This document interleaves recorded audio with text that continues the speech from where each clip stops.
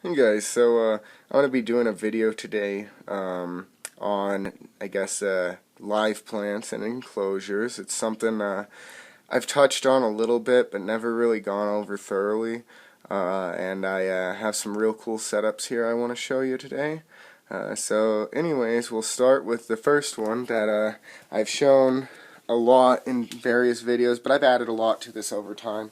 This is my orthoporous ornatus enclosure. I just did a video today on some beetles and some larvae that I got in the substrate. Now, these guys, of course, are naturally from deserts, so we got ourselves some succulents in here, of course, just like right there and across the enclosure. The millipedes don't seem to eat them, and they don't seem to harm the millipedes. I guess I kind of just experimented, just threw them in there to see what would happen, and as of yet, I mean, it's been quite a while, over a year with this setup total, and nothing has happened. They do like to climb around on them and stuff, and of course it's a very nutritious soil. I got a lot of stuff mixed in there for the millipedes to eat and stuff. But they seem to do really well with cactuses. I just suggest if you do get your cactuses, get them from a reputable nursery, and talk to them about if they have pesticides and stuff in the soils, and if it's natural or there's artificial fertilizers and stuff like that, because they can harm the millipedes. I luckily live right down the street from a very, very good organic nursery that just does everything in, a good healthy manner, and it doesn't hurt my insects. Now the next one, this is Scolopendra alternans Haitian variant enclosure, and I just got this started. I put a bulb in there for a fern, and it's really doing good. It looks great.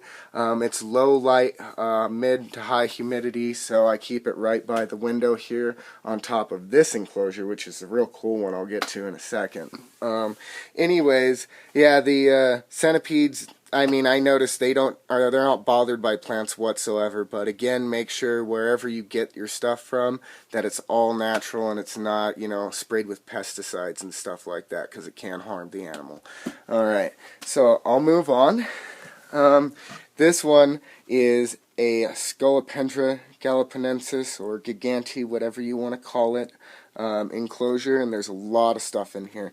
Unfortunately, we're probably not going to see the centipede today because this substrate's very deep right here. It's just almost the length of the centipede, not quite, but there's a lot of ground cover, and as you can see, it's done a lot of burrowing. Let me get a flashlight. These are very, very deep burrows. They probably won't do it any justice. I can see it myself, but I'm not going to be able to pick it up on the camera. It goes all the way down quite a ways, and then it turns. I don't really want to dig it up or disturb it or anything, but it also has this really neat little cave mouth right here.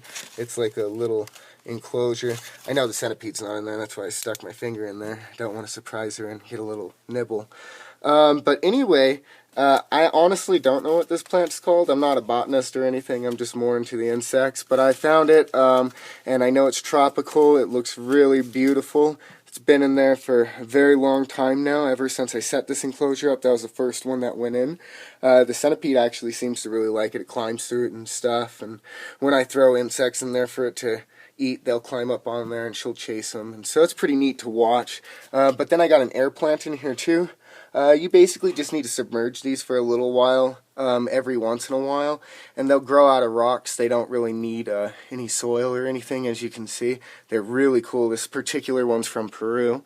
Let me put this down here. Now, this is another really neat cactus. Honestly, can't tell you what it is either. I just know it looks really cool. So that's been in there for a long time. The centipede will crawl over that too. It doesn't really have pricky thorns. It's different. It's like soft, you know what I mean? Anyway, then there's a pathos. I know what that is. This is purple basil. I just put that in not too long ago, so we're seeing how it's doing. I think it's dying from the humidity. It just can't take it. Now, these right here, they're a tropical succulent, and they've been doing pretty great. I leave the topsoil pretty dry, but I do make sure that I soak it down here and let a lot of water really soak into the bottom, because this plant needs a lot of water, whereas something like this doesn't need quite as much.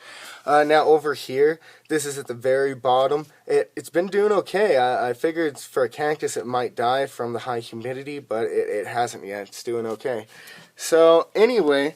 yeah, that's my live plants in my enclosures. As I said, just get them from very reputable places. Ask questions, lots and lots of questions.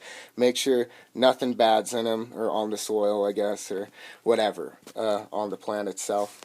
Anyways, yeah, I just been wanting to show this huge enclosure for a long time, and here it is. Also, I'm going to try to find a male for her. She is a mature female. She's ready to mate.